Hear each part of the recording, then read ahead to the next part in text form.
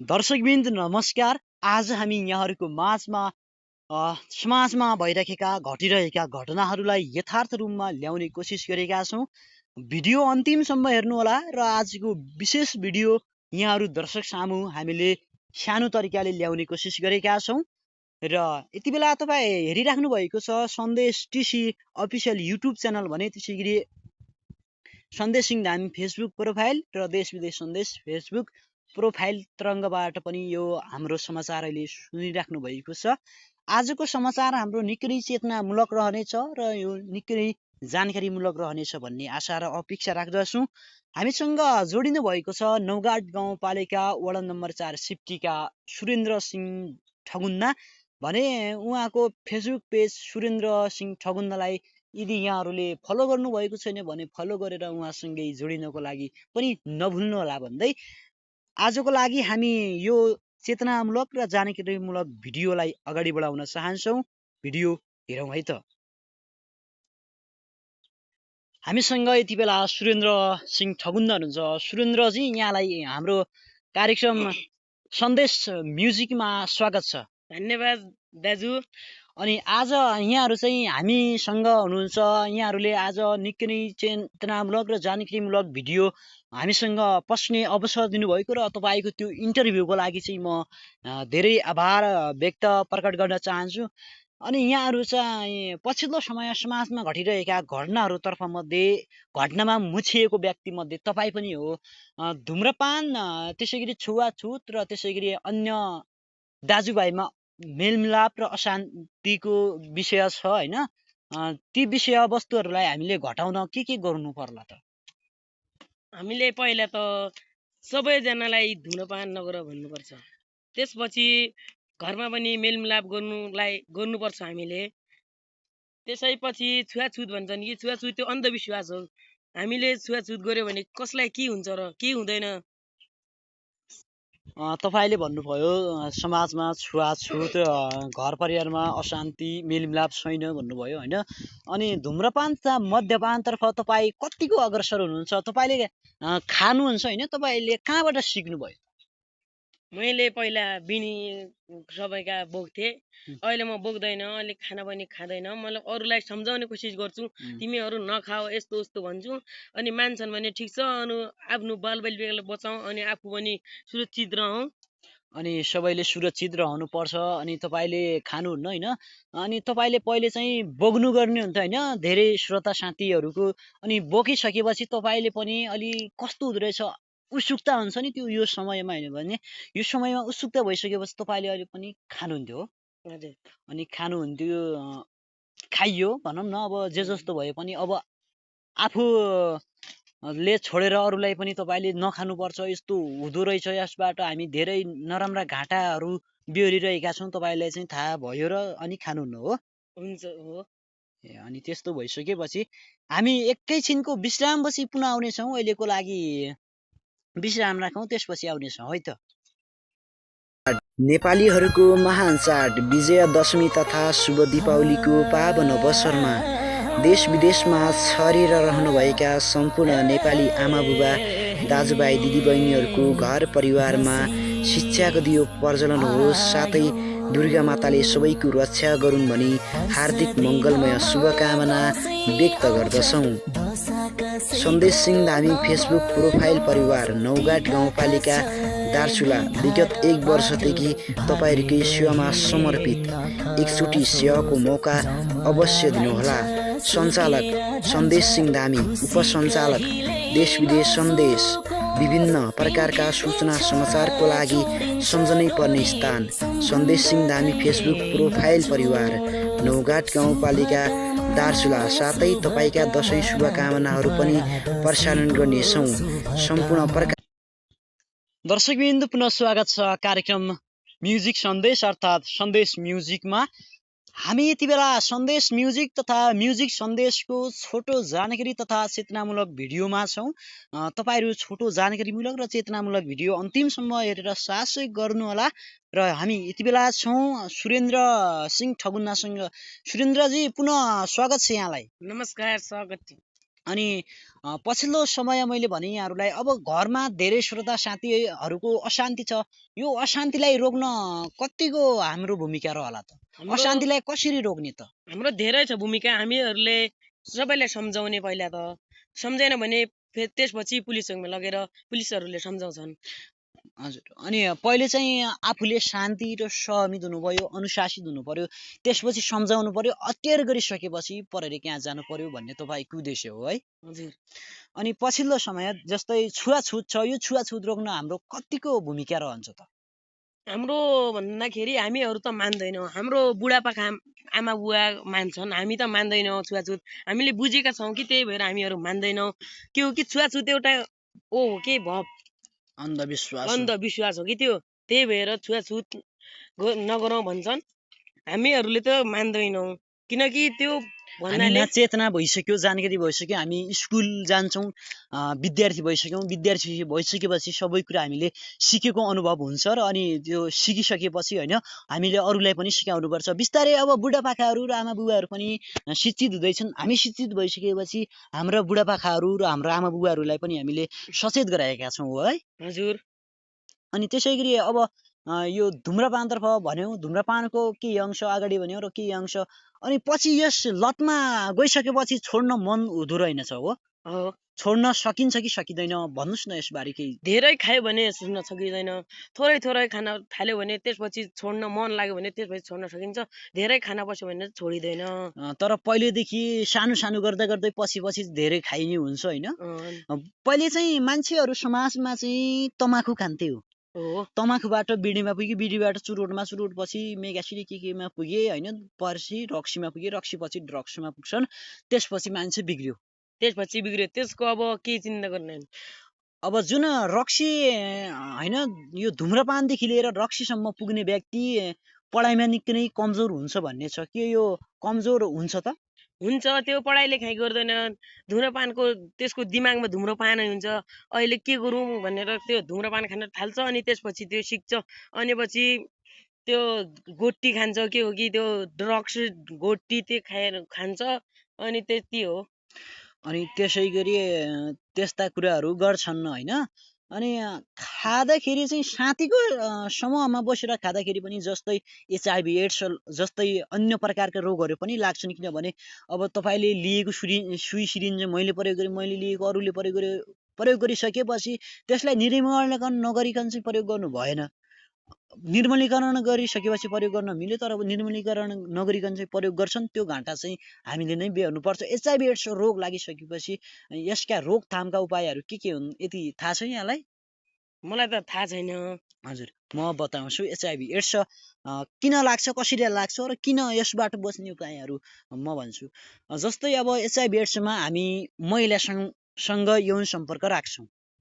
महिलासँग यौन सम्पर्क राखिसकेपछि जुन महिलासँग यौन सम्पर्क गर्दाखेरि कन्डम अर्थात् परिवार नियोजनको सामग्री प्रयोग गर्नुपर्छ। जस्तै कन्डम हुन्छ, परिवार नियोजनका सामग्रीहरू प्रयोग गर्नुपर्छ होइन। त्यसै गरी अरूले प्रयोग गरेका सुई सिरिन्जहरू चाहिँ निर्मलीकरण गरी प्रयोग नगर्ने, निर्मलीकरण गरिसकेपछि प्रयोग गर्ने, निर्मलीकरण नगरिसकेका छन् प्रयोग नगर्ने। त्यसै गरी धुम्रपान जस्ता कार्यहरूमा अग्रसर नहुने। हामीले धेरै कुराहरू छन्, जस्तै भनौँ न, उदाहरणको लागि तपाईँले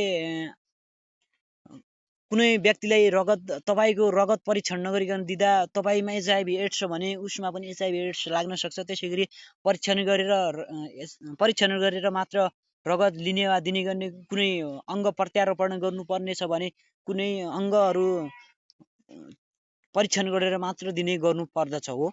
त्यो सही हो। त्यस्तै हो। अनि तपाईँलाई थाहा थियो, तर तपाईँले अहिले भन्नलाई चाहिँ अलिक केही मान्नुभयो जस्तो लाग्छ मलाई। अनि त्यसै गरी हामीले भन्छौँ नि, घरमा अशान्ति हुन्छ। घरमा अशान्ति के कारणले हुन्छ? किनकि घरमा एउटा जान्ने बुझ्ने मान्छे हुनुपर्छ। त्यो सम्बन्ध प्रश्न पार्नुहोस् न। जस्तै त्यो घरमा कोही थोरै काम गर्छ, कोही धेरै काम गर्ने हुनाले त्यसैले झगडा हुन्छ घरमा। अनि त्यसै गरी असमझदारी भनौँ न, जस्तै मेलमिलाप हुँदैन। अब तैँले कम काम गरिस्, मैले कम काम गरेँ भन्ने कार्यहरू पनि हुन्छ होइन। त्यो सम्बन्धमा पनि झगडा हुन्छ हो। तर अब एक हिसाबले भन्ने हो भने गाउँघरमा झगडाहरू गाउँघरमै मिलाउन थाल्यो भने घटनाहरू बढी घट्न सक्छन्, यो के सत्य हो? हो सत्य हो। गाउँघरमाका घटनाहरू किन गाउँघरमै मिलाउने, किन प्रहरी चौकीसम्म पुग्दैनन् त? किन के प्रहरीकै डरले हुन् त? हुन्न है। प्रहरीको डरले हुन् है, अँ, प्रहरीको डरले हुन्। तर धेरै जस्ता कुराहरू छन् नि अहिले समाजमा, छुवाछुत, घरमा असमानता, समानता, सबैलाई समान गरेपछि समान भयो होइन। असमानता भनेपछि कसैले समान र कसैले असमान गर्नु भएन। अब घरमा एउटा कुरा सोध्न लागे तपाईँलाई, मैले एउटा कुरा तपाईँलाई सोध्न लागे, यो सुन्नु होला। अब कसैले घरमा आफ्नो छोरालाई चाहिँ कुनै ठुलो हाई स्कुल पढाउँछन् भने छोरीलाई चाहिँ सानो सरकारी स्कुल पठाउँछन्, किन होला? किनकि छोरी पहिला जान्छ भनेर अनि छोरा घरमै बस्छ भनेर, त्यही भएर पक्षपातको जस्तो गरेर छोरालाई बोर्डिङ हाल्छन्, छोरीलाई सरकारी स्कुल हाल्छन्। त्यही भएर हो यो यस्तो हुन लाग्यो हो। समाजमा त्यो चाहिँ भइराखेको छ, अझै पनि भइराखेको छ। अनि छोरालाई चाहिँ काखा र छोरालाई चाहिँ काखा र छोरीलाई पाखा भन्ने बिस्तारै हटिसक्यो। अनि के अब दुवैले के छोरालाई पाखा छोरीलाई काखा गर्ने हो कि होइन? छोरीलाई चाहिँ हाई स्कुल, छोरालाई चाहिँ सरकारी स्कुल हाल्ने हो कि या सबैलाई समानता गर्ने हो? सबैले समानता गर्ने, सबैलाई बोर्डिङ हाल्ने, सरकारी स्कुल हाल्ने भने सरकारी हाल्ने, त्यस्तो गर्नुपर्छ। सबैलाई समानता गर्ने हो, कसैलाई सरकारी कसैलाई बोर्डिङ हाल्ने होइन, होइन। बराबर गर्ने हो। बराबर हालेपछि सकेपछि सबै कार्य सकिन्छ होइन। हजुर। अनि हामी अहिले जुन विभिन्न ठाउँहरूमा अहिले कामको चटारो छ, यो दसैँको माहौल पनि छ। दसैँ सकिए लगत्तै अब दीपावली आइसकेको छ। यो दीपावलीको माहौलमा धेरै दुर्घटना हुँदैछन्। दुर्घटनाबाट बच्न हामीले के गर्नु पर्ला त? भन्नुहोस् न, कसरी चाहिँ हामीले गाडी, धेरै यो माहौल छ जुन माहौलमा गाडीहरू दुर्घटना भइराखेको भन्ने खबर सुनिरहेका छौँ, यसबाट बच्न हामीले के उपाय अप्नाउन सकिन्छ? केही तपाईँको मुखबाट सुनौँ न। हामीले पहिला त लोड गाडी नल्याउने, जति क्षमता छ त्यति ल्याउने, जति रोड हेर्ने, अनि त्यसपछि ल्याउने, कति लोड ल्याउने हो, कति के हो भनेर ल्याउने हो। अनि त्यसै गरी हामीले मोटरसाइकल चलाउने व्यक्तिहरूले अनिवार्य रूपमा हेन्डलको होइन, हेड अलि मुखबाट आएन होइन, हेलमेटको प्रयोग गर्नुपर्छ हामी सबैजनाले। हजुर। अनि त्यो जस्तै साइकल चलाउँदाखेरि रोडमा, बीच रोडमा नचलाउने, किनभने ठुलो रोड छ भने चाहिँ ठुलो रोडमा बस आउँछन्, गाडी आउँछन्, कार आउँछन् होइन, त्योमा नचलाउने। किनभने सिक्ने व्यक्तिहरूले केही अलि मैदान भएको ठाउँमा मैदान सिक्न भएर सकिन्छ। मैदानमा भलिबल सिक्ने हो, तर मोटरसाइकल सिक्ने होइन, रोडमै हो सिक्ने हो। तर त्यो पनि अलि सिक्ने व्यक्तिहरूका लागि, पहिलेका व्यक्तिहरूका लागि त्यो है। अनि ट्राफिक नियमको अनिवार्य रूपमा प्रयोग गर्ने, जस्तै लाइसेन्स, पासबुकहरू आफ्नो साथमा ल्याउने गर्नु पर्दछ। ड्राइभरहरूले रोड क्रस गर्ने व्यक्तिहरूले दायाँ बायाँ हेरेर रोड क्रस गर्नु पर्दछ। जस्तै निद्रामा गाडी नचलाउने, रक्सी तथा मदिरापान गरेर चाहिँ गाडी नचलाउने गर्नु पर्दछ। हजुर। त्यसै गरी हामी अब अन्तिमतिर छौँ। कार्यक्रमको समय हामीसँग धेरै हो, तर अहिलेको लागि अब थोरै छ भन्नु पर्ला। लगभग 5 मिनटसम्म हुन्छ अब हाम्रो बहस। तपाईँ यति बेला सुनिराख्नु भएको छ सन्देश टिसिए अफिसियल युट्युब च्यानल, सन्देश सिंह धामी फेसबुक प्रोफाइल र त्यसै गरी देश विदेश सन्देश फेसबुक प्रोफाइल। यदि तपाईँ चाहिँ सुरेन्द्र सिंह ठगुन्ना फेसबुक प्रोफाइल पेजमा जोडिनु भएको छ भने चाहिँ जोडिने कोसिस गर्नु होला। हामीसँग सिधा सम्पर्कमा अहिले सुरेन्द्र ठगुन्ना हुनुहुन्छ र सुरेन्द्रसँग ठगुन्नासँग नै मैले कुराकानी गरिरहेको छु। हामी अन्तिमतिर छौँ र यतिन्जेलसम्म चाहिँ हाम्रो बहस सुन्नुभएकोमा धन्यवाद। अझै पनि हामी बहस गर्ने क्रममा छौँ। अब मैले भने कि समाजमा छुवाछुतको विषयमा केही कुराहरू उठेको छैन, ती कुराहरूलाई उठाउने कोसिस गर्दैछु।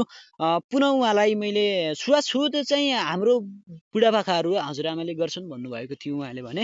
त्यसपछि अब यसलाई चाहिँ न्यूनीकरण गर्न हामीले आफ्नो परिवारलाई कसरी सिकाउन सकिला, यस विषयमा मैले भने। सुरेन्द्रजी, कसरी आफ्नो परिवारलाई सिकाउन सकिला यस्तो गर्नु हुँदैन, यो अन्धविश्वास हो भनेर? यो हामीले छुट्याउनु पर्छ। अब पहिलाका मान्छेहरू त गोठमा सुताल्ने थिए, अनि कपडा पनि होइन त्यो परालमा सुताल्ने थिए, त्यस्तो थियो चलन। पराल थियो अनि बोरामा बोरामा सुताल्ने जस्तै सुताल्ने, कार्य हुन्थ्यो होइन। अनि त्यस ठाउँमा सुतालिसकेपछि सर्पले काट्यो भने चाहिँ अब व्यक्तिको ज्यान गयो, ज्यान गएपछि ल मेरो छोरी भनेपछि के छोरी फिर्ता आउँछ? रोए पनि छोरी आउँदैन। आफूले पहिला सचेत रहनु पर्यो कि, त्यही भएर त्यसपछि हुन्छ सब कुराकानी। सचेत रह्यो भने पनि सबैलाई राम्रो पनि हुन सक्छ। अब जुन अब तपाईँ कुलनमा फस्नुभयो होइन, तपाईँले अगाडि नै जान्नुभएको भए, अगाडि नै नखानु पर्ने हो भन्ने तपाईँलाई थाहा भएको भए तपाईँ खानुहुने थिएन, तपाईँले अरूलाई पनि सिकाउनुहुन्थ्यो। तपाईँले बल्ल मौका आइसकेपछि चाहिँ विभिन्न चेतनाहरू आइसके, तपाईँको आँखा खुल्यो हजुर, अनि तपाईँले पनि अरूलाई सिकाउन थाल्नुभयो होइन। हजुर। तपाईँले खानुहुन्न, अहिले छोडिसक्नु। मैले छोडिसकेँ।